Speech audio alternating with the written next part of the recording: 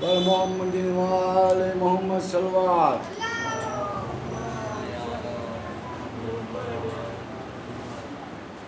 عرض کرتی تھی رو رو کہ سگرا مجھ کو لیتے چلو ساتھ بابا، چھوڑ جاتے ہو یہاں کس پہ تنہا،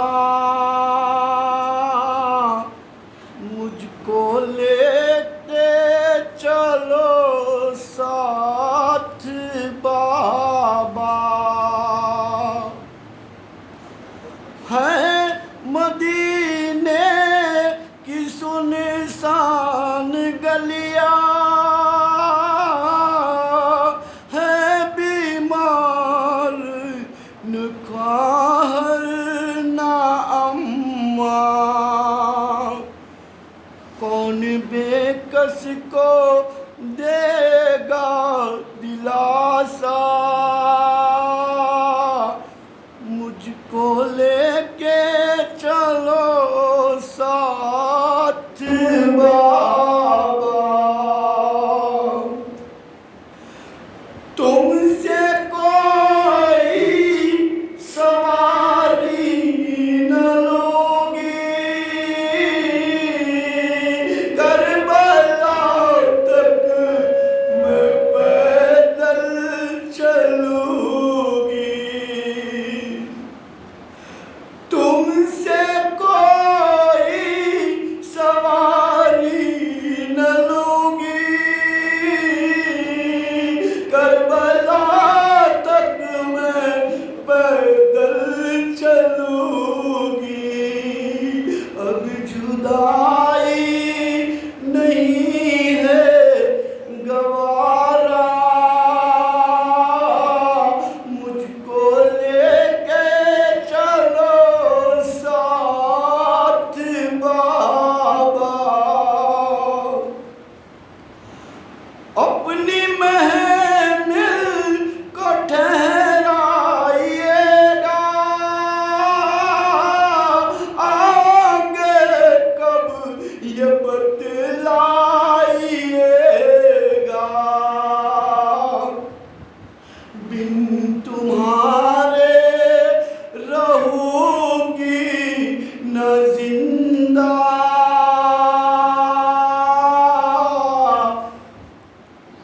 مجھ کو لے کے چلو ساتھ بابا. کون فریاد ساری سنے گا، کون بے کس کو تسکین دے گا، کون فریاد ساری سنے گا، کون بے کس کو تسکین دے گا. مجھ کو لیتے چلو ساتھ بابا، مجھ کو لے کے چلو ساتھ بابا. گھر میں کسی طرح تنہا رہوں گی، میں تو اصغر کو جانے نہ دوں گی. گھر میں کسی طرح تنہا رہوں گی، میں تو اصغر کو جانے نہ دوں گی. یاد آئے گا ننھا سا بھیا، مجھ کو لے کے چلو ساتھ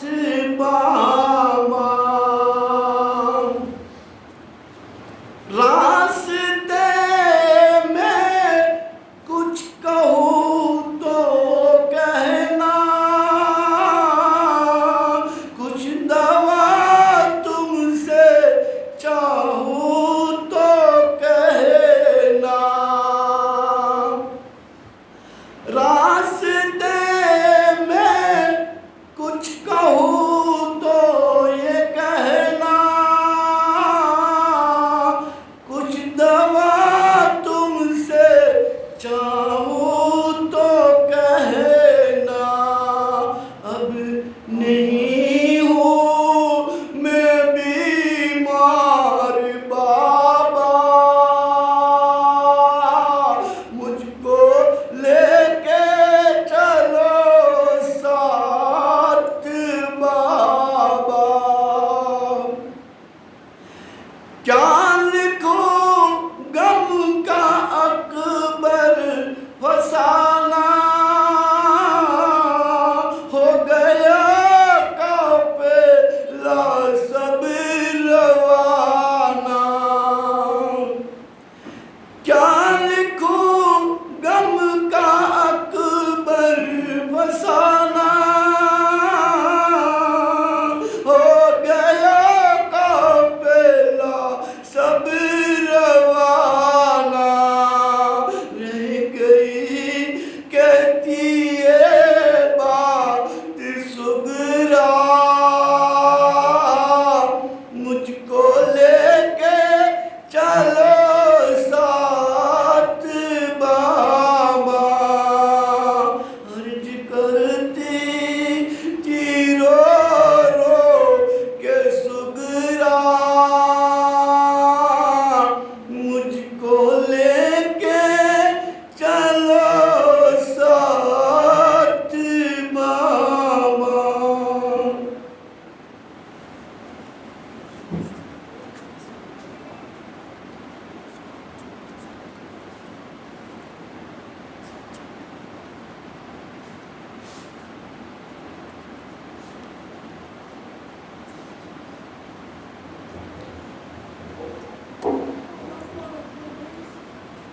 کربلا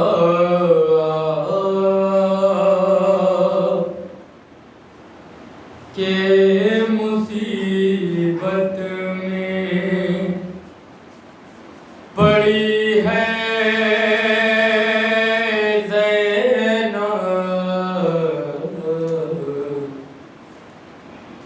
کربلا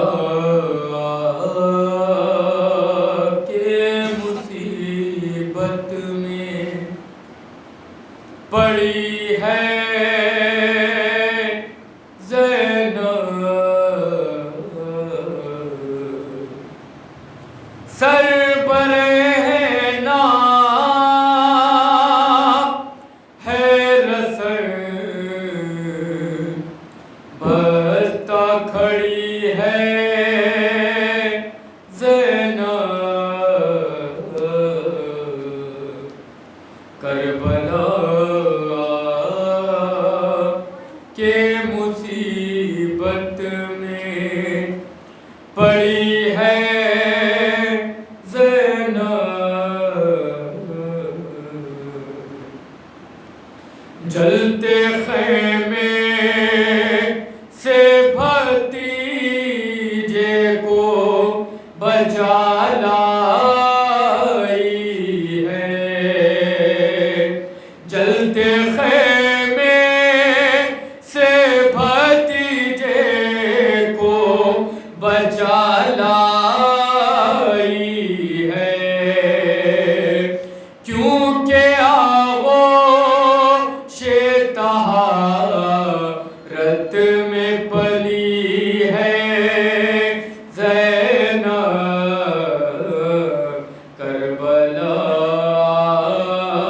کے مصیبت میں پڑی ہے زینب، کس کو آواز دے اکبر ہے نہ عباس جری، کس کو آواز دے اکبر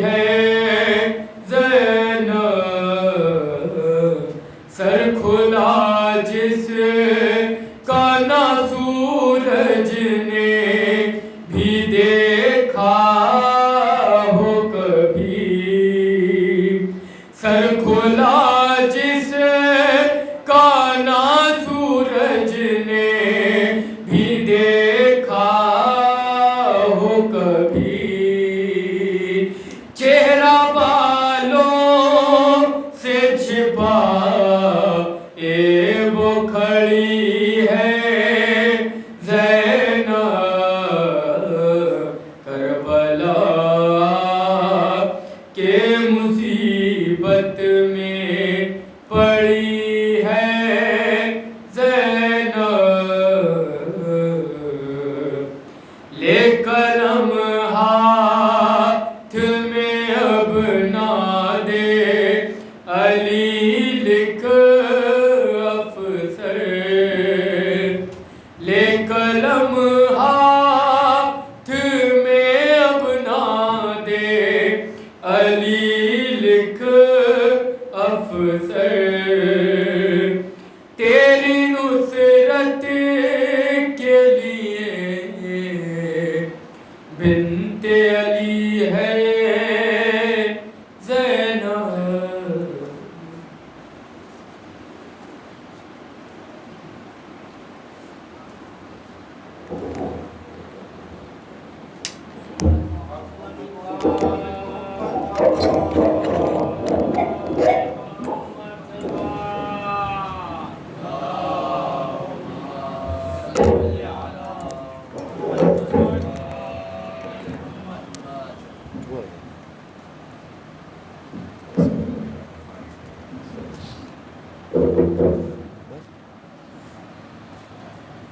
اعوذ باللہ من الشیطان الرجیم، بسم اللہ الرحمن الرحیم، الحمدللہ رب العالمین بارئ الخلائق اجمعین، والصلاة والسلام والتحیۃ والاکرام علی سیدنا وحبیبنا ابی القاسم محمد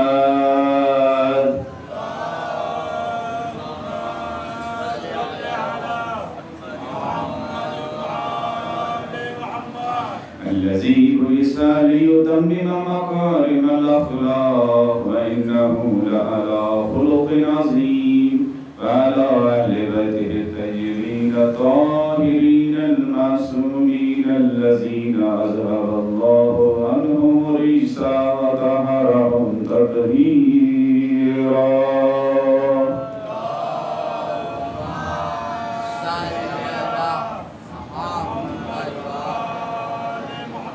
ولعنة الدائمة على أعدائهم أجمعين من الآن إلى قيام يوم الدين.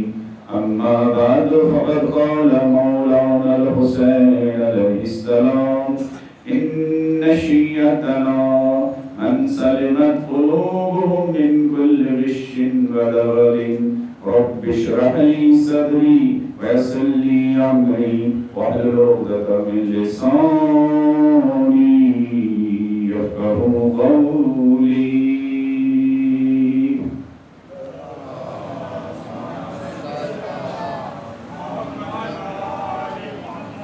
خداوند جلیل آپ سب کی، ہم سب کی صبح سے لے کر ابھی تک جتنی بھی مجلسوں میں شرکت کی ہے، ان کو اپنی بارگاہ میں قبول فرمائیں.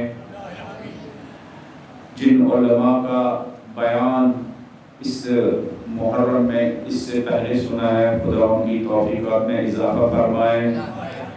جن نوحہ خانوں کا نوحہ سنا، جن مرثیہ خانوں کا مرثیہ سنا، جن سوز و سلام پڑھنے والوں کا سوز و سلام سنا، خدا ان کے مرحومین کو بھی کروٹ کرو جنت نصیب فرمائیں. دنیا بھر میں جہاں کہیں مومنین مومنات اہل بیت علیہ السلام کی محبت میں، مولا حسین علیہ السلام کی محبت میں خلوص کے ساتھ نظر و نیاز اور تبرک تقسیم کرتے ہیں، خدا ان کے مرحومین کو بھی کروٹ کرو جنت نصیب فرمائے. جس ماں باپ نے ہم سب کو انگلی پکڑ کر ہاتھ تھام کر فرش عزا پر آنے کے آداب سکھائے، فرش عزا پر آنے کے ادوار سکھائے، فرش عزا پر آنے کی تربیت دی ہے، اگر وہ ماں باپ اس دنیا سے چلے گئے ہوں خدا ان سب کو مادر حسین بی بی فاطمہ الزہرا کی شفاعت نصیب فرمائے. اگر ایسے ماں باپ زندہ ہو، خدا ایسے ماں باپ کا حسینیت کے ساتھ جوڑنے والے ماں باپ، فرش عزا کے ساتھ کنیکٹ کرنے والے ماں باپ کا سایہ ہم سب کے سروں پر دراز فرمائیں. تمام مرحومین کی مغفرت بلندی درجات کے لیے بانیان مجالس اس شہر میں جہاں کئی مجالس ہو رہی ہے، ان مجالس کے بانیان، اس مجلس کے بانیوں کی مرحومین کی مغفرت و بلندی درجات کے لیے بلند آواز میں بی بی زہرا اور اولاد زہرا کی شان میں 3 صلوات پڑھ لیجیے.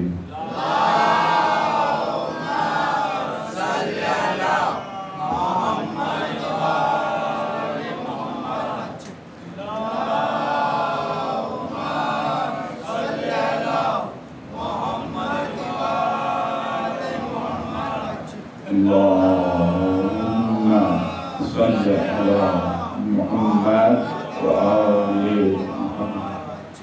کل مجھ فقیر طالب علم نے آپ مکرم حسین کے چاہنے والوں کی خدمت میں عرض کیا کہ ہم کیا کریں کہ ماہ مبارک کے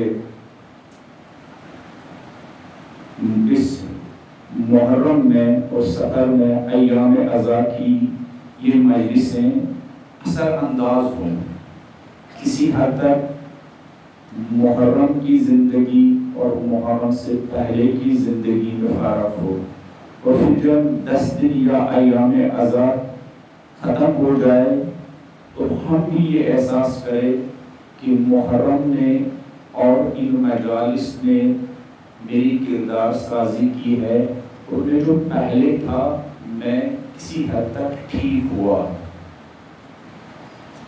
اور میرے آس پاس جو لوگ رہتے ہیں وہ بھی یہ محسوس کرے کہ اس انسان کے اندر کافی تبدیلی آئی ہے. محرم سے پہلے یہ چیزیں اس کے اندر نہیں پائی جاتی تھی، اور محرم کے بعد یہ چیزیں اب اس کے کردار میں پائی جاتی ہے.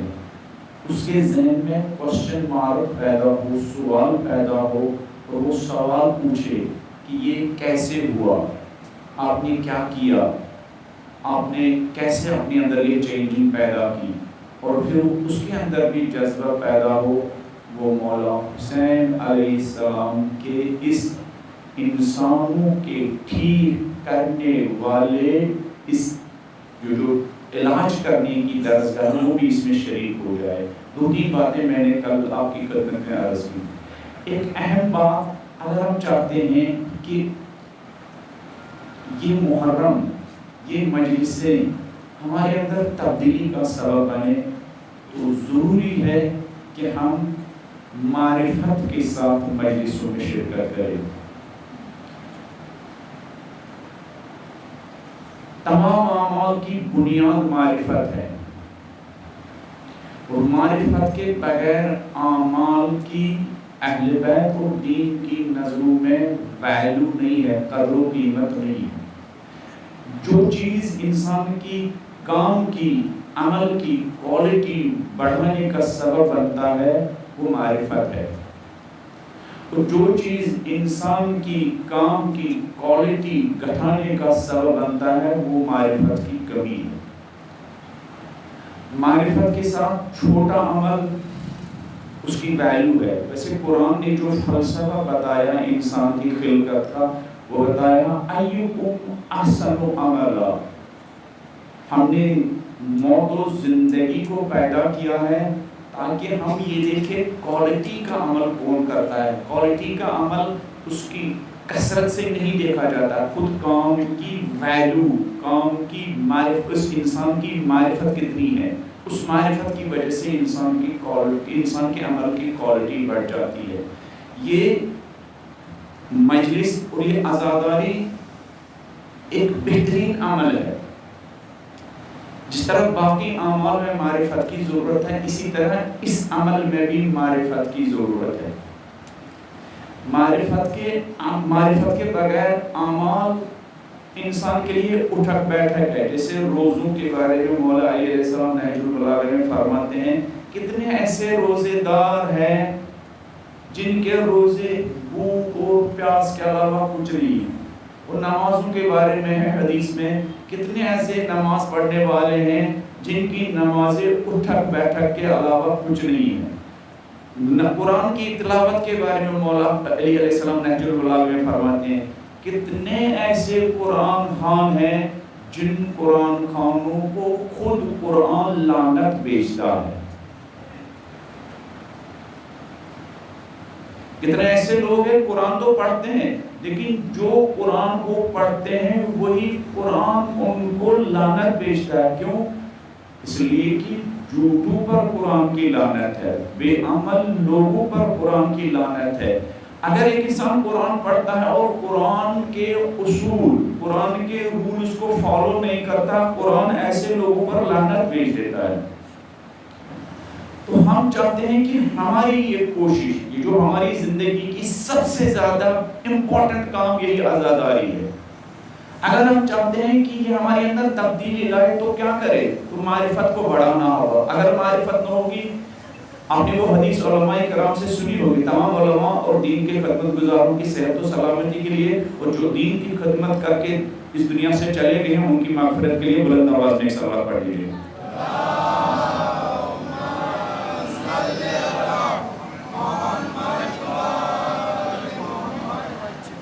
امام باقر علیہ السلام کی صحابی ہے ابو بصیر, نام سنا ہوگا ابو بصیر. ابو بصیر کہتے ہیں میں امام کے ساتھ حج پر گیا ہوا تھا. عرفات کے میدان میں گئے تو میں نے دیکھا میدان عرفات حاجیوں سے بھرا ہوا ہے. ایک یونیفارم کے ساتھ, ایک سلوگن کے ساتھ, ایک نعرے کے ساتھ, ایک وائس کے ساتھ سب لوگ میدان عرفات میں, سب لوگ سفید یونیفارم میں, اور سب لوگوں کی زبان پر لبیک اللہم لبیک لبیک لا شریک لک لبیک ان الحمد والنعمت لک والملک. ہاں, سب لوگ ایک ہی آواز میں. ابو بصیر کہتا ہے جب میں نے اس ڈسپلن کے ساتھ, اس ایک سلوگن کے ساتھ, اس ایک آواز کے ساتھ, اس ایک نعرے کے ساتھ میدان عرفات میں حاجیوں کا حال دیکھا تو میری خوشی کی انتہا نہ رہی, اور میں نے برجستہ اپنی زبان پر کہا ما اکثر الحجیج. اے میرے آقا, اے میرے مولا امام محمد باقر, ذرا میدان عرفات کی طرف دیکھیے, کتنے ڈسپلن کے ساتھ, ایک یونیفارم کے ساتھ, ایک نعرے کے ساتھ میدان عرفات کتنا اچھا لگ رہا ہے. اور میدان عرفات میں الحمدللہ اس سال کتنے حاجی حاضر ہوئے. ما اکثر الحجیج. آقا ذرا میدان عرفات کی طرف دیکھیے, میدان عرفات حاجیوں سے بھرا ہوا ہے. ان کی یونیفارم ایک, ان کی وردی ایک, ان کا لباس ایک, ان کی وائس ایک, ان کو سلوگن ایک, ان کا نعرہ ایک. ابو بصیر کہتے ہیں میں نے کہا ماشاءاللہ کتنے حاجی آ چکے ہیں. مولا نے میرے اسی سینٹینس کو الٹ دیا, کہا ابو بصیر کیا کہہ رہے ہو, کتنے حاجی ہے؟ ما اکثر الزجیج. ابو بصیر کتنے زیادہ شور مچانے والے ہیں, وہ اقل الحجیج. ابو بصیر اس بھیڑ باڑ میں کتنے کم حاجی ہیں.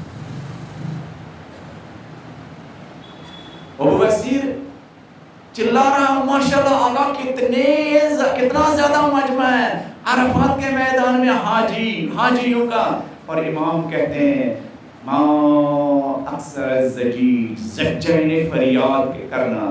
دعائی کو میں پارلے والے اگر تو نے مجھے جہنم میں ڈالا, ہاں لازجن علیکا, تو میں فریاد دوں گا, میں چلاؤں گا. زجیج یعنی چلانے والے. ماں امام کہتے ہیں ماں اکثر الزجیج. ابو بصیر چلانے والے کتنے زیادہ ہے, شور کرنے والے کتنے زیادہ ہے. اور اقل الحجیج. ابو بصیر مگر اس بھیڑ باڑ میں حاجی کتنے کم ہے. ابو بصیر کے ذہن میں بھی سوال پیدا ہوا، آقا کیا کہہ رہے ہیں، چلانے والے کم ہیں، حاجی کم ہیں، سارے تو حاجی ہیں، یونیفارم بھی ہے بدن پر، لباس بھی ہے بدن پر، سلوگن بھی ایک ہے، نعرہ بھی ایک ہے۔ ابو بصیر نے مجھ سے کہا، ابو بصیر ذرا یہ اپنی 2 انگلیاں میرے سامنے لاؤ۔ ابو بصیر امام سے کہا ذرا قریب آؤ، پھر امام علیہ السلام نے اپنی 2 آنکھوں کے ذریعے ابو بصیر سے کہا ذرا میری انگلیوں کے بیچ دیکھو میدان عرفات کی طرف۔ ابو بصیر کہتے ہیں میں نے امام کی 2 آنکھوں کے بیچ میدان عرفات کی طرف دیکھا، جو میں اس سے پہلے انسانوں کی، حاجیوں کی کثیر تعداد اور بھیڑ دیکھ رہا تھا۔ جب امام نے اپنی 2 انگلیاں میرے سامنے رکھی، میں نے دیکھا وہ جو ابھی بھرا ہوا مجمع مجھے دکھائی دے رہا تھا، وہ سارے جنگل کے جانور دکھا رہے ہیں، اور اس حیوانوں کی بھیڑ میں کچھ ہی لوگ مجھے حاجی دکھائی دے رہے ہیں۔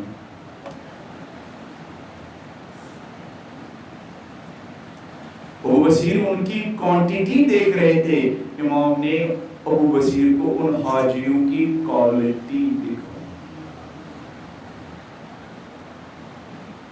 ابو بصیر کثرت کو دیکھ رہے تھے، امام کثرت کو نہیں، اس بھیڑ باڑ میں ریالٹی جن کے اندر پائی جاتی تھی حاجیوں کی، وہ ان کو دکھا رہے تھے۔ ابو بصیر ان کے بدن پر جو لباس تھا، یونیفارم تھی، اس یونیفارم کے ذریعے ان کے حاجی ہونے کا فیصلہ کر رہے تھے، اور امام ان کی یونیفارم سے نہیں بلکہ ان کے دلوں میں گزرنے والی نیتوں کی بنیاد پر ان کے حاجی ہونے کا فیصلہ کر رہے تھے۔ ابو بصیر ان کے سلوگن اور نعروں کو دیکھ کر کہہ رہے تھے ماشاءاللہ کتنے زیادہ حاجی ہے، سب لوگ لبیک کہہ رہے ہیں، اور امام دیکھ رہے تھے یہ لبیک زبانوں پر ہے، دل کی گہرائیوں سے کوئی لبیک نہیں کہتا۔ تو میرے لیے اور آپ کے لیے بھی کوشچن ہے، اس منبر پر بیٹھنے والے مجھ جیسے حقیر طالب علم کے لیے بھی کوشچن ہے۔ 10 مجلس سے آپ پڑھ رہے ہو، 10 مجلس پڑھ رہے ہو، کس نیت سے پڑھ رہے ہو، کیا کہنا چاہتے ہو، لوگوں کو کس طرف لے جانا چاہتے ہو، اپنی طرف لے جانا چاہتے ہو یا حسین علیہ السلام کی طرف لے جانا چاہتے ہو، لوگوں کو خوش کرنا چاہتے ہو یا زہرا سلام اللہ علیہا کو خوش کرنا چاہتے ہو؟ اس لیے پڑھ رہے ہو تاکہ جیب بھر جائے یا اس لیے پڑھ رہے ہو تاکہ حسین علیہ السلام کا پیغام عام ہو جائے؟ لوگ کس لیے آ رہے ہیں؟ اس لیے آ رہے ہیں تاکہ 2 قطرے آنسو بہانے کے بعد ان تمام ذمہ داریوں سے اپنے آپ کو بری کرے جن ذمہ داریوں کو نبھانے کے لیے کربلا والوں نے سب کچھ قربان کر دیا۔ تو امپورٹنٹ یہ ہے، معرفت امپورٹنٹ ہے۔ کس چیز کی معرفت مجلس میں؟ ممکن ہے آپ سوال کریں مولانا آپ معرفت کر رہے ہیں، کس چیز کی معرفت حاصل کریں؟ ایک چیز کی معرفت، ایک چیز کی معرفت، وہ یہ ہے لیکن ہم اس سوال کا جواب جانیں، ہو از حسین؟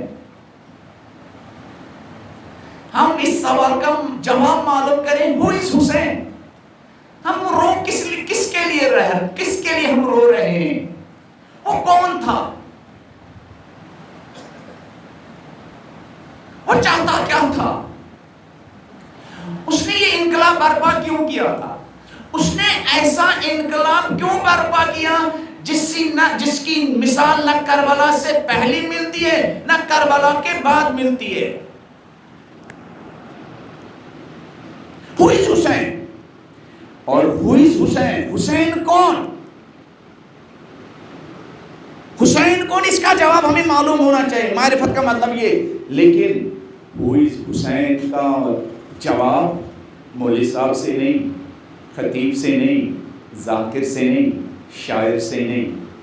اس لیے کہ اگر خطیب سے پوچھیں گے، ذاکر سے پوچھیں گے، مجھے سے طالب علم سے پوچھیں گے، میں اس سوال کا ایسے جواب دوں گا کہ آپ کو اس مشن پر، ان ذمہ داریوں پر عمل کرنے کی ضرورت نہیں پڑے گی جن ذمہ داریوں کو نبھانے کے لیے حسین علیہ السلام نے ایسا جہاد کیا جیسا جہاد 1,24,000 انبیاء نے بھی نہیں کیا تھا۔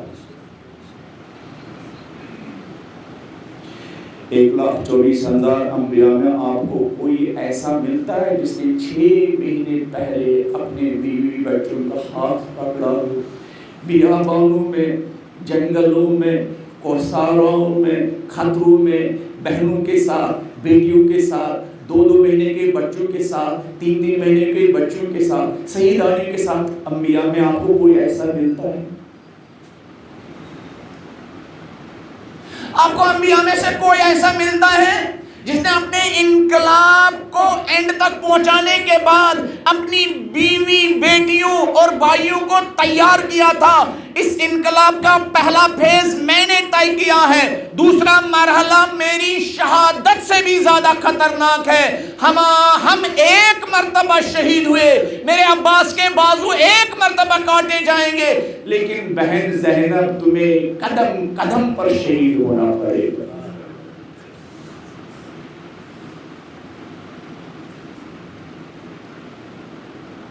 کربلا کے شہیدوں کی شہادت، کربلا کے شہداء 1 مرتبہ شہید ہوئے، لیکن جنہوں نے کوفہ اور شام تک حسین علیہ السلام کا پیغام پہنچایا وہ قدم قدم پر شہید ہو رہے تھے، قدم قدم پر شہادت کے جام پی رہے تھے، قدم قدم پر خون جگر پی رہے تھے۔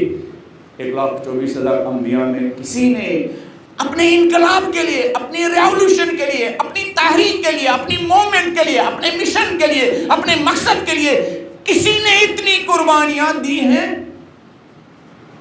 اگر آپ ایک ذاکر سے پوچھیں گے، اگر ایک مولوی صاحب سے پوچھیں گے، اگر مجھ سے ایک حقیق طالب علم سے پوچھیں گے، میں ایسے اس ہوئی حسین کا جواب دوں گا کہ آپ یہ فیل کریں گے، آپ یہ محسوس کریں گے، ہاں حسین وہ ہوتا ہے جس کی مجلس میں آنسو بہاؤ، پھر اس مقصد پر عمل کرنے کی ضرورت نہیں ہے جس کے لیے حسین علیہ السلام نے اتنی قربانیاں دی۔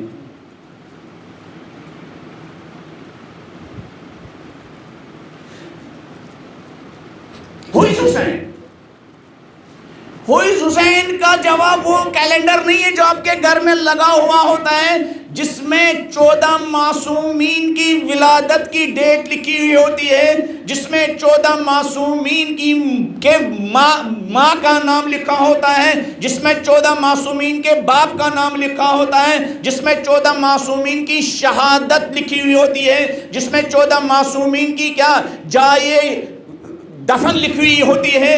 ہوئیز حسین، اس کا جواب یہ نہیں، اس لیے کہ بقول بعض علماء کے اس طرح کی شناخت، یہ جو آپ کے گھر میں لگا ہوا کیلنڈر ہوتا ہے، اس کیلنڈر کے ذریعے آپ حسین کی آئیڈینٹی کارڈ والی شناخت حاصل کریں گے، اور شناختی کارڈ والی شناخت حاصل کریں گے، اور آدھار کارڈ والی شناخت حاصل کریں گے۔ شناختی اور آئیڈینٹی کارڈ میں کیا انفارمیشن چاہیے؟ نام کیا ہے، پیرنٹیج کیا ہے، رہتا کہاں ہے، بچے کتنے ہیں، بیوی کا نام کیا ہے، یہی تو چاہیے۔ نہیں، حسین علیہ السلام کی آئیڈینٹی کارڈ والی شناخت نہیں، حسین علیہ السلام کی آدھار کارڈ والی شناخت نہیں، یعنی حسین علیہ السلام کے اہداف کی شناخت۔ حسین کن چیزوں کے لیے بے قرار تھے، حسین کن چیزوں کے لیے جی رہے تھے، حسین علیہ السلام کی زندگی کا مقصد کیا، یہ شناخت کون دے سکتا ہے؟ یہ شناخت اور یہ معرفت کون دے سکتا ہے؟ یہ معرفت خود حسین دے سکتا ہے۔ ہوئیز حسین کا جواب کوئی حسین سے بہتر نہیں دے سکتا ہے۔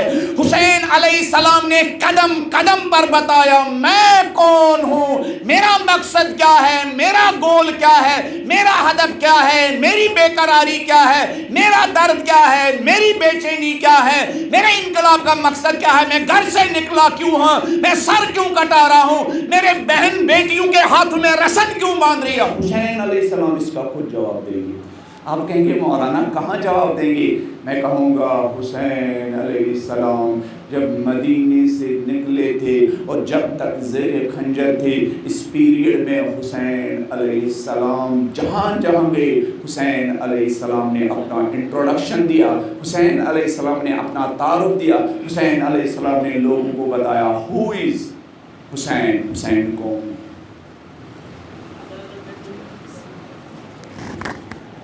آپ سے کہہ رہے ہیں کہ آپ آگے آئیے، آپ سے کہہ رہے ہیں آپ لوگ آگے آئیے۔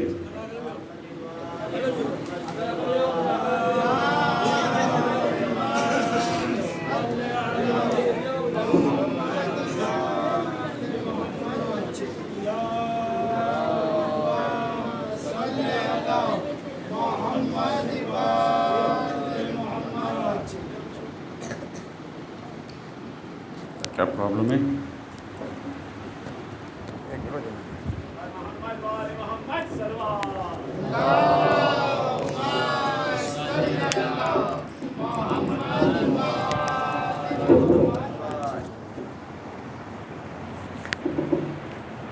اگر آپ یہ جانتے ہیں، اس سوال کا جواب آپ نے سنجیدگی کے ساتھ معلوم کیا ہے حسین کون ہے، اور وہ حسین سے پوچھا، حسین سے آپ نے معلوم کیا حسین کون ہے، حسین سے آپ نے معلوم کیا حسین کون ہے، اور حسین علیہ السلام نے اس کا جواب دیا۔ حسین علیہ السلام کا خطبہ منا اٹھا کر دیکھیے، حسین علیہ السلام اس خطبے میں فرماتے ہیں اللہم انک تعلم انہ لم یکن ما کان منا تنافسا فی سلطان۔ پالنے والے دنیا بھر میں ہر جگہ انقلاب، ہر زمانے میں جب سے آدم پیدا ہوا ہے تب سے لے کر آج تک انقلاب کی بات ہوئی، تحریک کی بات ہوئی، ریفارم کی بات ہوئی، اصلاح کی بات ہوئی، چینجنگ کی بات ہوئی۔ پالنے والے تب سے لے کر آدمی نے حرکت کی ہے، موومنٹ کی ہے، سٹرگل کی ہے پالنے والے، لیکن دوسروں کے انقلاب کا مقصد ان کو اپنا درد ہوتا ہے، لیکن پالنے والے زہرا کے حسین کا انقلاب کا مقصد تو جانتا ہے۔ اللہم انک تعلم، میرے معبود تو جانتا ہے۔ یہ مکے والے نہیں جانتے ہیں حسین کے دل میں کیا بے قراری ہے۔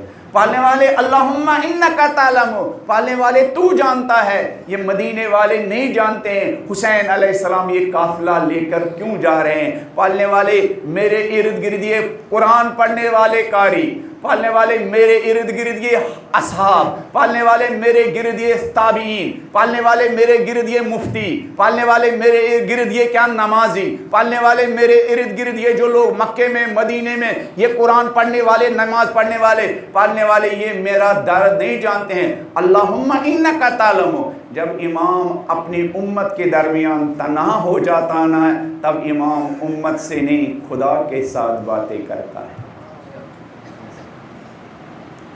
اور وہ قوم کتنی بد نصیب ہے، وہ امت کتنی بد نصیب ہے جو اپنے وقت کے امام کے درد کو نہ سمجھے۔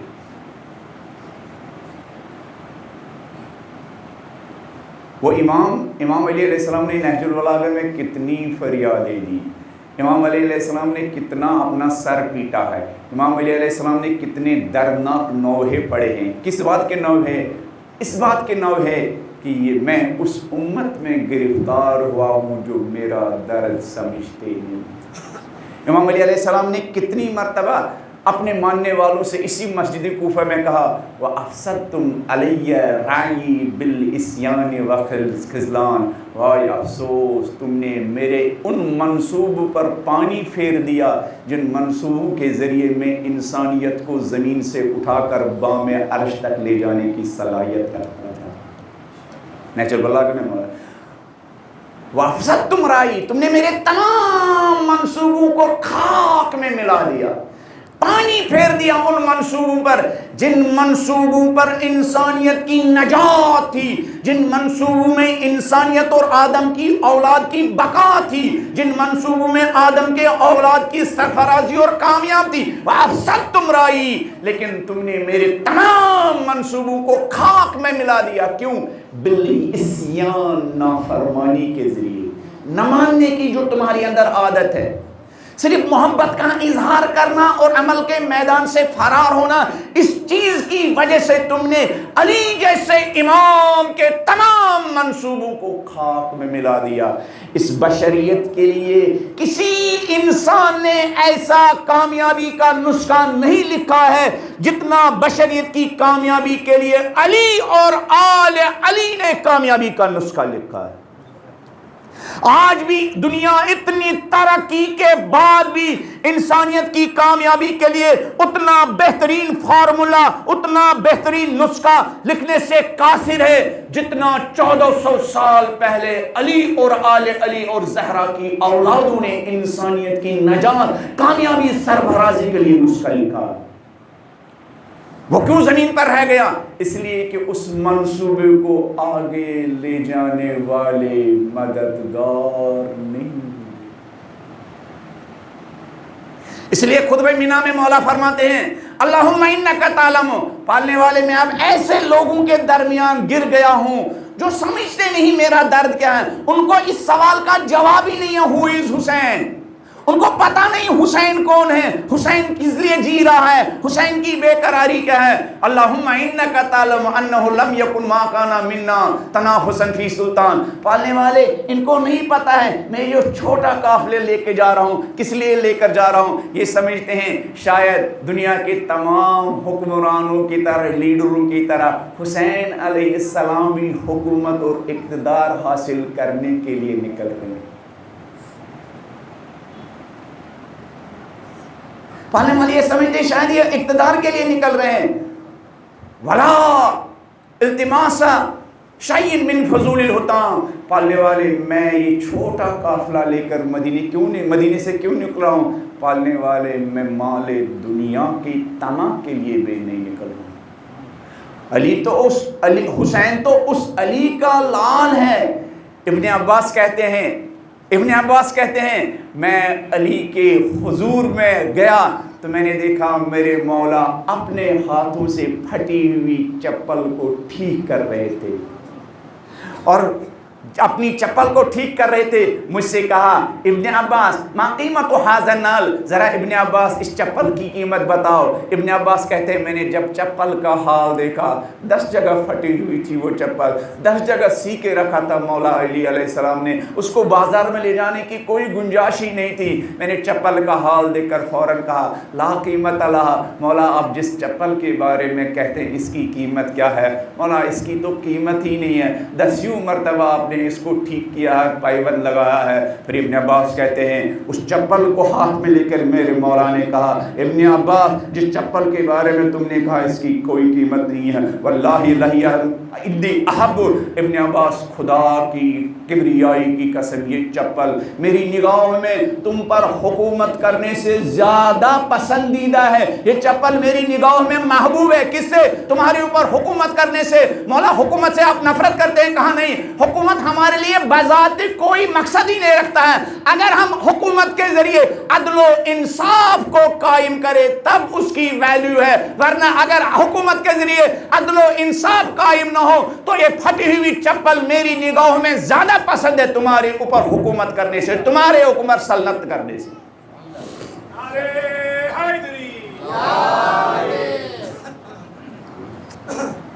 لہذا مولا علی علیہ السلام، مولا حسین علیہ السلام فرماتے ہیں ذرا مجھے سمجھو، میری بے قراری حکومت کے لیے نہیں ہے، میری بے قراری مالی دنیا کے لیے نہیں ہے، میں ان بچوں کو اس لیے گھر سے نہیں نکال رہا ہوں کہ کوفہ پہنچ کر ان کو کیا رہنے کے لیے اچھا موقع ملے گا، اچھا ایٹماسفیئر ملے گا اور وہاں ان کو اچھا عالی شان زندگی ملے گی، میں اس لیے نہیں نکل رہا ہوں۔ پھر مولا آپ کس لیے نکل رہے ہیں؟ مولا آپ کس لیے نکل رہے ہیں؟ مولا فرماتے ہیں خطبہ میں نام ہے وَلَٰكِن لِنَرِيَ الْمَعَالِمَ مِن دِينِكَ، اے معبود تو گواہ ہے نا، ان دنیا والوں نے نہ میرے باپ کو سمجھا تھا، نہ میرے نانا کو سمجھا تھا، نہ میرے بھائی حسن کو سمجھا تھا، نہ میری ماں فاطمہ کا درد سمجھا تھا، نہ میرا درد سمجھتے ہیں، مگر پالنے والے تو گواہ رہنا میں جو مدینے سے نکل رہا ہوں میں اس لیے نکل رہا ہوں لِنَرَى الْمَعَالِمَ مِن دِينِكَ، پالنے والے میرے سینے میں تیرے دین کا درد ہے، پالنے والے میرے سینے میں تیرے دین کا درد ہے، پالنے والے میں مر بھی جاؤں مگر سینے میں درد یہ ہے کہ تیرا دین مرنے نہ پائے، پالنے والے میں گوڑوں کے ٹاپوں کے نیچے پامال ہو جاؤں مگر سینے میں درد ہے تیرا دین پامال نہ ہونے پائے۔ پالنے والے کوفہ اور شام کے بازار میں میری بہنوں اور بیٹیوں کے ہاتھوں میں کیا رسی باندھی جائے، وہ اسیر کی جائے، مگر پالنے والے تیرے حسین کے سینے میں درد ہے تیرا دین اسیر نہ ہونے پائے۔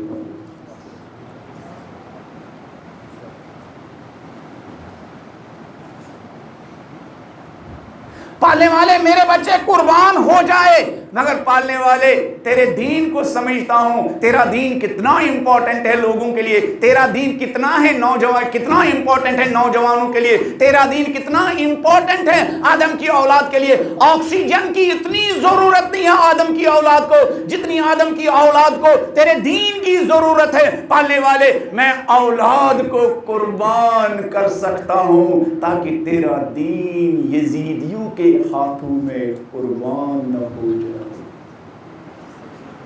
ہوئز حسین، حسین یہ ہے، ہوئز حسین، حسین اس درد کا نام ہے، ہوئز حسین، حسین اس بے قراری کا نام ہے، ہوئز حسین، حسین اس جذبے کا نام ہے، ہوئز حسین دین کے لیے سب کچھ قربان کرنے والی ہستی کا نام حسین ہے، ہوئز حسین اپنے بچوں کو دین کی سربلندی کے لیے گلے کٹانے والی ہستی کا نام ہے حسین، ہوئز حسین دین کی قربانی کو، دین کو اسارت سے قید و بند سے بچانے کے لیے اپنی بہنوں بیٹیوں کی اسارت و قید و بند کو برداشت کرنے والی ہستی کا نام ہے حسین۔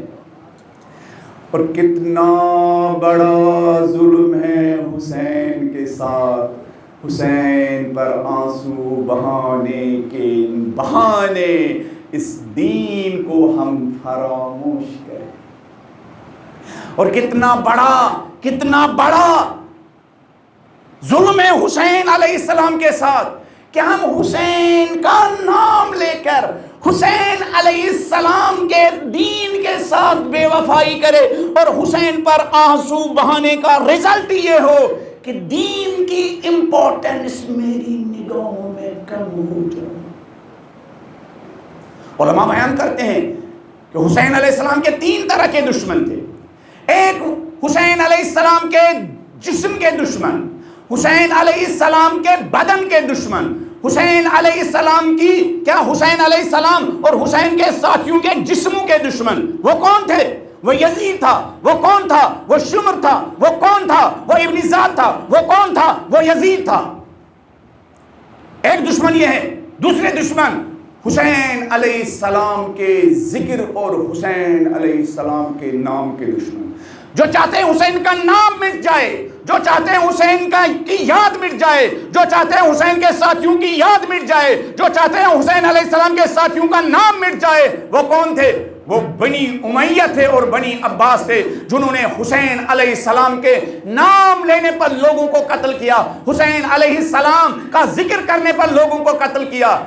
علماء کہتے ہیں لیکن تیسرے دشمن بھی حسین، 2 یہ ہوئے، حسین کے جسم کے دشمن، حسین کے بدن کے دشمن، حسین کے ساتھیوں کے جسموں کے دشمن، حسین علیہ السلام کے یاد کے دشمن، حسین علیہ السلام کے ذکر کے دشمن، حسین علیہ السلام کے نام کے دشمن۔ لیکن حسین علیہ السلام کا تیسرا دشمن بھی ہے۔ کون ہے؟ حسین علیہ السلام کے مقصد کے دشمن۔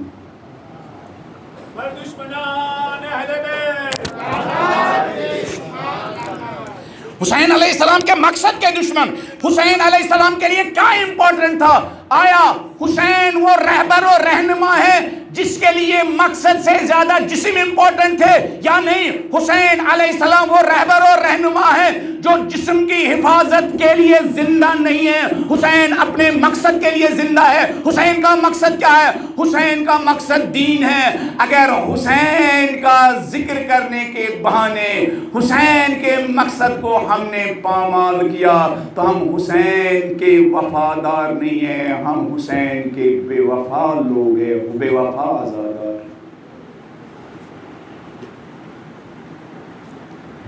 حسین وہ میری اور آپ کی طرح نہیں ہے جو جسم، حسین جسم کا نام نہیں ہے،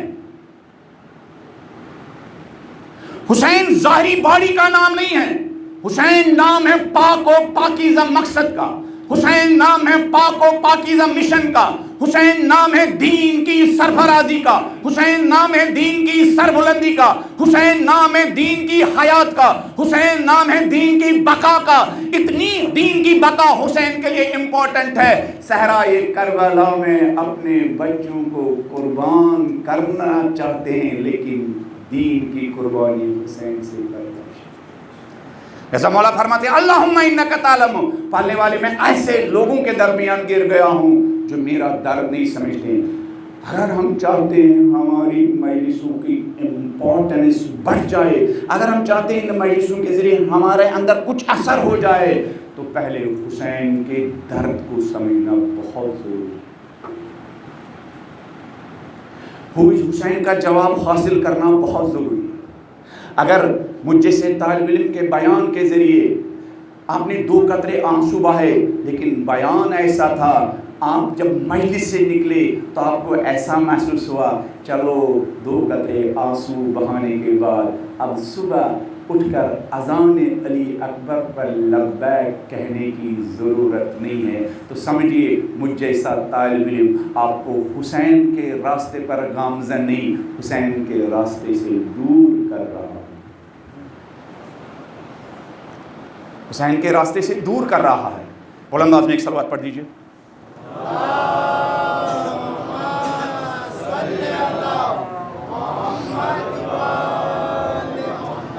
تو معرفت بڑھانی ہے، اور حسین علیہ السلام کے درد کو سمجھنا ہے۔ اللہم انکا تعلم، معبودہ تو جانتا ہے، انہو لم یکن ما کان منا تنافسا فی سلطان، معبودہ میں اقتدار کے لیے نہیں نکلا ہوں، ہماری نگاہ میں حکومت کی کیا، وہ کچھ اور ہوں گے جو حکومت کے لیے دین قربان کرتے ہیں، میں علی کا لال ہوں جو دین کے لیے سب کچھ قربان کرتے ہیں۔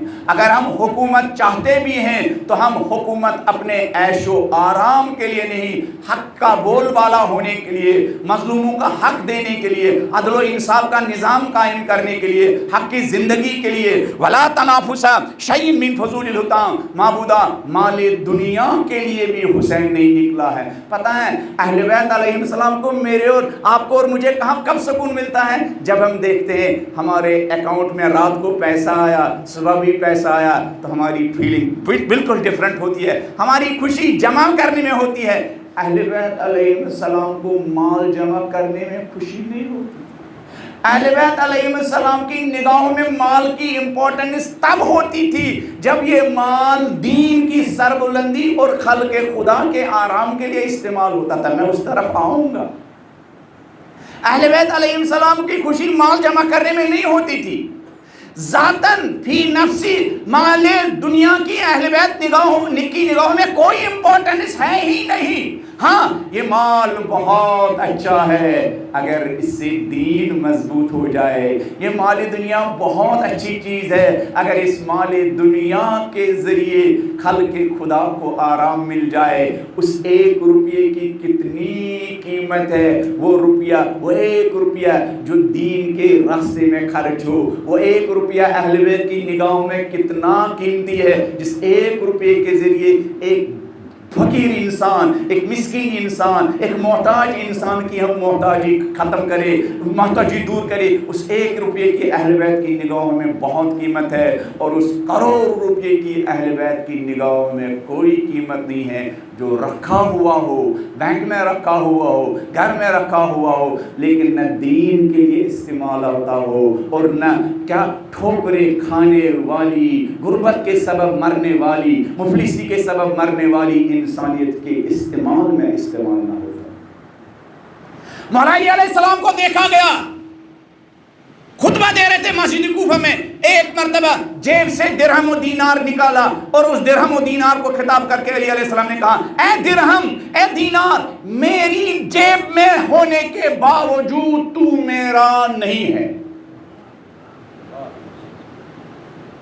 اہل بیت کی نگاہوں میں مال، اے درہم، اے دینار، میری جیب میں ہونے کے باوجود تو میرا نہیں ہے۔ جہاں میں نے خدا کے راستے میں تمہیں جیب سے نکالا خلق خدا کے آرام کے لیے، میری جیب سے نکلنے کے بعد تم میرا بن جاتا ہے۔ ہمارا مال کون ہے جو بینک میں رکھا ہوا ہمارا مال ہے؟ نہیں، یہ اگر آپ چاہتے ہیں یہ بینک میں رکھا ہوا مال ہمیشہ اس دنیا اور اس دنیا میں بھی آپ کا بن جائے تو اس مال کو اپنے سے دور کیجئے، خدا کے راستے میں، دین کے راستے میں، اہل بیت کے راستے میں خرچ کر دیجئے، آپ کے جیب سے نکل چکا آپ کا ہے۔ تو مولا فرماتے ہیں معبود میں اقتدار کے لیے نہیں نکلا ہوں، حکومت میرا مقصد نہیں ہے، مالی دنیا میرا مقصد نہیں ہے، دنیا کا عیش و آرام میرا مقصد نہیں ہے، لگژری زندگی میرا مقصد نہیں ہے، اپنے بچوں کو کیا بہترین لائف سٹائل دینا میرا مقصد نہیں ہے۔ لِنَرَى الْمَالِكَ مِن دِينِكَ، معبود تو گواہ ہے نا، یہ لوگ پتہ نہیں میرے شہادت کے بعد میرے بارے میں کیا کہیں گے، لیکن معبود تو گواہ ہے نا، لِنَرَى الْمَالِكَ مِن دِينِكَ، میں اس لیے نکلا ہوں، یہ چھوٹا قافلہ اس لیے نکال رہا ہوں، لِنَرَى الْمَالِكَ مِن دِينِكَ، تاکہ تیرے دین کو بقا ملے، تاکہ تیرا دین زندہ رہے۔ تو حسین اپنے دین کے لیے بے قرار وجود کا نام حسین، دین کے لیے تڑپنے والی ہستی کا نام حسین، دین کے لیے جینے والی ہستی کا نام حسین، دین کے لیے بے چین ہونے والی ہستی کا نام حسین، دین کے لیے کیا اپنے بیوی بچوں کو جنگل و بیابانوں میں بسانے والی ہستی کا نام ہے حسین۔ وَنُظِرَ الْإِصْلَاحَ فِي بِلَادِكَ، معبود یہ لوگ نہیں جانتے لیکن میرے سینے میں درد ہے۔ سنیے جملہ حسین علیہ السلام کی زبانی، یہ بھی حسین علیہ السلام کی مظلومیت ہے۔ مولا فرماتے خطبہ بھی نام ہے وَنُظِرَ الْإِصْلَاحَ فِي بِلَادِكَ، معبود میرے سینے میں کیا درد ہے، معبود میں تیرے بندوں کی اصلاح کرنا چاہتا ہوں، معبود میں اس روئی زمین پر لوگوں کو اصلاح یعنی ان کی ٹھیک کرنا چاہتا ہوں، سدھار لانا چاہتا ہوں۔ اور اب حسین کا مشن حسین کی مجلسوں میں اتنا مظلوم ہو چکا ہے، اگر ممبر پر بیٹھنے والے خطیب نے، اگر ممبر پر بیٹھنے والے ذاکر نے، اگر ممبر پر بیٹھنے والے واعظ نے، اگر ممبر پر بیٹھنے والے مجھ جیسے طالب علم نے دو باتیں اصلاح کی، دو باتیں کیا سدھار کی تو ہم کیا کہتے ہیں، دیکھیے یہ تو مجلس خشک ہو گئی، یہ کون سی مجلس ہو گئی۔ مولا فرماتے معبود میں سارا میرا انقلاب، ساری میری سٹرگل اس لیے میں اصلاح چاہتا ہوں، سدھار چاہتا ہوں، مجھ سے معاشرے کا بگاڑ دیکھا نہیں جاتا ہے، مجھ سے امت کا بگاڑ نہیں دیکھا جاتا ہے، مجھ سے جوانوں کی گمراہی نہیں دیکھی جاتی ہے، مجھ سے امت کی گمراہی نہیں دیکھی جاتی ہے۔ معبود میں نکلا ہوں تاکہ میں بگڑے ہوئے معاشرے میں اصلاح کروں، معبود میں نکلا ہوں تاکہ بگڑے ہوئے سماج میں اصلاح پیدا کروں، معبود میں نکلا ہوں تاکہ بگڑے ہوئے لوگوں کے اندر اصلاح اور ان کے اندر کیا تبدیلی لاؤں۔ معبود لوگ ایک انسان کے زخمی حالت کو دیکھتے ہیں فوراً آگے بڑھتے ہیں، اچھی بات ہے، لیکن معبود جب میں دیکھتا ہوں کوئی انسان گمراہی کے راستے پر چل پڑا ہے، معبود مجھ سے رہا نہیں جاتا ہے۔ معبود جب میں دیکھتا ہوں میرے نانا محمد مصطفیٰ کی میراث ضائع ہو رہی ہے، معبود مجھ سے رہا نہیں جاتا۔ مولا فرماتے اصلاح کی بات، عزاداری اصلاح کی تحریک کا دوسرا نام ہے، عزاداری امت کی اصلاح کی تحریک کا دوسرا نام ہے، بگڑے ہوئے سماج کی اصلاح کا دوسرا نام ہے عزاداری، بگڑے ہوئے ماحول کی سدھار کا نام ہے عزاداری، بگڑے ہوئے جوانوں کی اصلاح کا نام ہے عزاداری، بگڑے ہوئے سماج کو حسینی ڈگر پر لانا اور حسینی راستے پر گامزن کرنے کا نام ہے عزاداری۔ عزاداری میں اصلاح کی باتیں کرنے والوں سے جن کے دل میں درد پیدا ہوتا ہے وہ حسین کے درد سے کوسوں دور لوگ ہیں۔ حسین مینا میں کہہ رہے میں اصلاح کے لیے نکلا ہوں، اور اب قوم کا مزاج ہی بن گیا ہے، ان کو شور میں مزہ آتا ہے اصلاح کی باتیں سننے۔ جب حسین علیہ السلام نے اصلاح کی بات کی، اس پر گفتگو کریں گے۔ ہم چاہتے ہیں ہماری مجلسوں کی کوالٹی بڑھے، ہماری آنکھوں سے بہنے والی آنسوؤں کی کوالٹی بڑھے، تو پہلے یہ سمجھنا ہوگا ہم کس ہستی پر رو رہے ہیں، وہ کون تھا، اور ہمیں اس سوال کا جواب مجھ جیسے طالب علم سے نہیں، ہمیں اس سوال کا جواب خود حسین ہی سے پوچھنا ہے.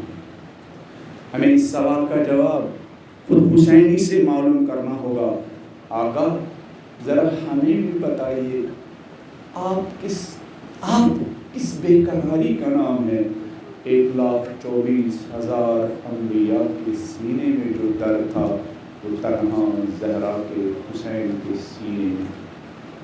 1,24,000 انبیاء کے سینوں میں جو درد تھا دین کے لیے وہ درد حسین کے سینے میں تھا. اس لیے جب ہم حسین علیہ السلام کو سلام کرتے ہیں تو ہم کہتے ہیں السلام علیک یا وارث آدم صفوت اللہ. اے آدم کا درد سینے میں اٹھانے والے زہرا کے حسین آپ پر ہمارا. اس لیے جب ہم حسین کو سلام کرتے ہیں ہم کہتے ہیں السلام علیک یا نوح نبی اللہ. اے نوح نبی کا درد سینے میں اٹھانے والے زہرا کے لال آپ پر ہمارا. اس لیے ہم کہتے ہیں السلام علیک یا وارث موسیٰ کلیم اللہ. اے کلیم خدا کا درد سینے میں اٹھانے والے حسین آپ پر ہمارا سلام. اس لیے ہم کہتے ہیں السلام علیک یا وارث ابراہیم خلیل اللہ. اے خلیل خدا کا درد سینے میں اٹھانے والے زہرا کے فرزند آپ پر ہمارا سلام. اس لیے ہم کہتے ہیں السلام علیک یا وارث عیسیٰ روح اللہ. اے عیسیٰ روح خدا کا سینے میں درد اٹھانے والے ان کے مشن کی آبیاری کرنے والے فرزند زہرا آپ پر ہمارا سلام. 1,24,000 انبیاء کے درد کا نام ہے حسین. 1,24,000 انبیاء کی میراث بچانے والی ہستی کا نام ہے حسین. 1,24,000 انبیاء کی بے چینی بے قراری اور درد سینے میں اٹھانے والی ہستی کا نام ہے حسین. اگر ہم نے یہ درد سمجھا اور اس درد کے ساتھ ہم نے آنسو بہائے تو ان آنسوؤں کے صدقے ہمارے اندر انقلاب پیدا ہو جائے گا. اللہ اکبر. اس فرش عزا میں اس کی خمیر میں کیا ہے؟ اس کی بنیاد ہمارے اماموں نے رکھی ہے. اللہ اکبر. آپ فرش عزا پر آئے ہیں. یہ فرش عزا اس کی بنیاد ہمارے اماموں نے رکھی. امام جعفر صادق علیہ السلام کو پتہ چلا ایک نابینا شاعر نے میرے جد کے غم میں 2-4 اشعار پڑھے ہیں. ایک نابینا شاعر نے 2-4 اشعار امام حسین کے بارے میں کہیں اور امام صادق علیہ السلام کو پتہ چلا. امام صادق نے اس شاعر کو گھر بلایا. اس شاعر کا نام تھا ابو ہارون مقبول. اللہ اکبر. خلوص کے ساتھ کہے جانے والے اشعار کی قیمت کیا ہے؟ امام صادق علیہ السلام کی نگاہوں میں ان کی قیمت. خلوص کے ساتھ منبر پر بیٹھنے والے بیان کی قیمت. اللہ نے کل بھی کہا امپورٹنس خلوص کی ہے. ہمیں اسی مجلس میں گڑ گڑا کر آنسو بہانے کے بعد خود مولا سے کہنا چاہیے, مولا کی ماں فاطمۃ الزہرا سے کہنا چاہیے. کیونکہ پہلی چیز جو ہمیں فرش عزا کے نتیجے میں نصیب ہو وہ خلوص نصیب ہو جائے. خلوص آ گیا تو بہت سارے مسائل کا حل نکلے گا. اور وہ ہارون مقفی نے کچھ اشعار امام کے غم میں کہے تھے. امام صادق علیہ السلام نے بلایا تھا. نابینا شاعر نے وہ اشعار کہے تھے. اللہ اکبر. دیکھو اہل بیت علیہ السلام حسن ظاہر کو نہیں دیکھتے ہیں. حسن ظاہر کو اہل بیت نہیں دیکھتے. نابینا ہے تو کیا ہوا نابینا ہے, لیکن دل نور محبت حسین سے نورانی ہے. ابو ہارون مقبول کو امام صادق نے بلایا. کہا ابو ہارون مجھے پتہ چلا ہے میرے مولا میرے جد حسین کے غم میں کچھ اشعار کہے ہیں. کہاں مولا کہے ہیں بیان کروں؟ کہا نہیں ابو ہارون ایسے نہیں, ہم گھر میں پردہ لگائیں گے. ہماری گھر کی خواتین بھی آئیں گی. ایک طرف خواتین سنیں گی ایک طرف مرد سنیں گے. جو مجلس میں پردہ لگانے کا چلن, گھروں میں مجلس کرنے کا چلن, اس کی بنیاد امام جعفر صادق علیہ السلام نے رکھی. پھر ابو ہارون مقفی سننے والا امام جعفر صادق علیہ السلام, سننے والے امام جعفر صادق علیہ السلام کے گھر والے، سننے والے امام صادق کی گھر کی سیدانیاں، اور بھائی ممبر پر بیٹھنے والا، بیان کرنے والا، مرثیہ پڑھنے والا ابو ہارون مکتوبی، اللہ اکبر، پالنے والے ان مجلسوں کے صدقے ہماری عمل میں اتنا خلوص پیدا ہو جائے کہ ہم ممبر پر بیٹھ جائے، ہم فرش اعظم پر بیٹھ جائے تو زہرا کا مہدی سننے والا۔ اور اس کے بعد جب مجلس سجی تو ابو ہارون مکفوفی نے مرثیہ پڑھنا شروع کیا۔ یا امام ابو ہارون مکفوفی نے عربی میں وہ مرثیہ پڑھنا شروع کیا۔ وہ مرثیہ کیا تھا؟ وہ مرثیہ تھا، امام جعفر صادق سن رہے تھے، تاریخ نے لکھا جب امام صادق علیہ السلام ابو ہارون مکفی کا وہ مرثیہ سن رہے تھے تو امام علیہ السلام کے آنسو بہاتے وقت شانے ہل رہے تھے۔ اتنا شور امام جعفر صادق علیہ السلام کے گھر سے بلند ہوا کہ امام صادق علیہ السلام کو خود ابو ہارون سے کہنا پڑا، ابو ہارون بس کرو، ابو ہارون بس کرو، ابو ہارون مکفی بس کرو، بس ہم سے برداشت نہیں ہوتا۔ وہ شعر کہتے، وہ یہ شعر تھے، اے کربلا جانے والے قاصد، جب کربلا میں حسین علیہ السلام کی قبر سے گزر ہو جائے تو مولا کے بدن کو ہمارا ایک پیغام پہنچا دینا۔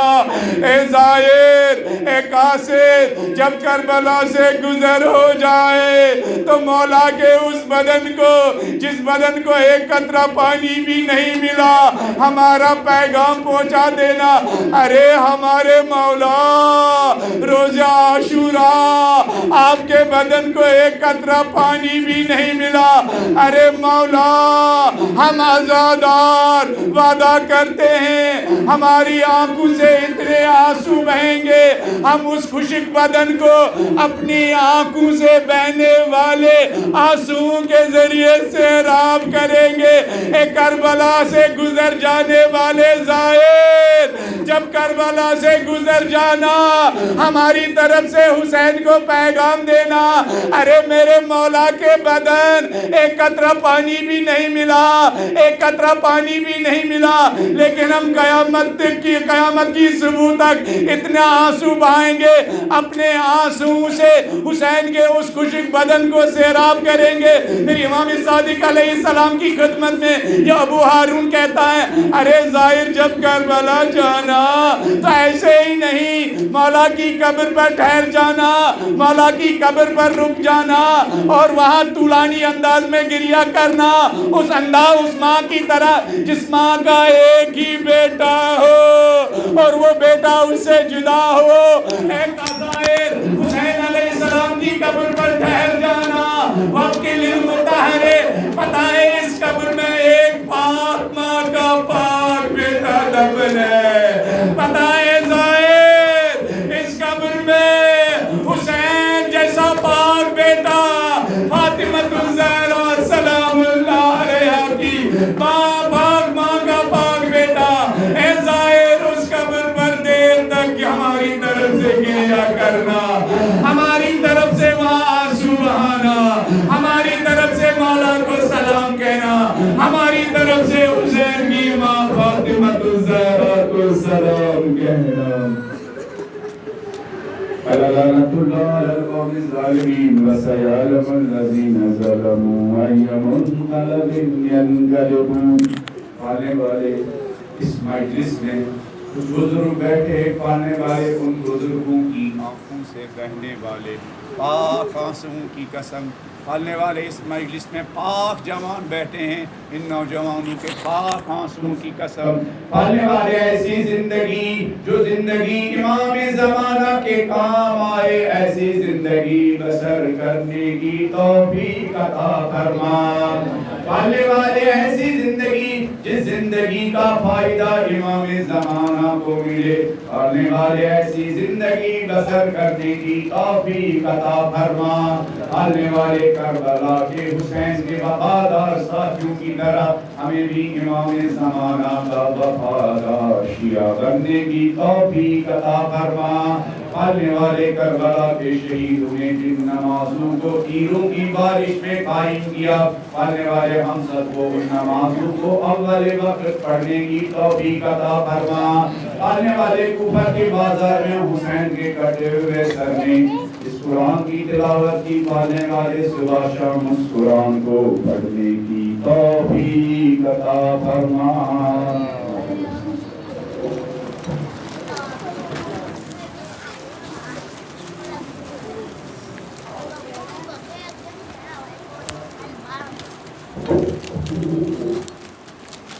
السلام علیکم یا باپ اللہ.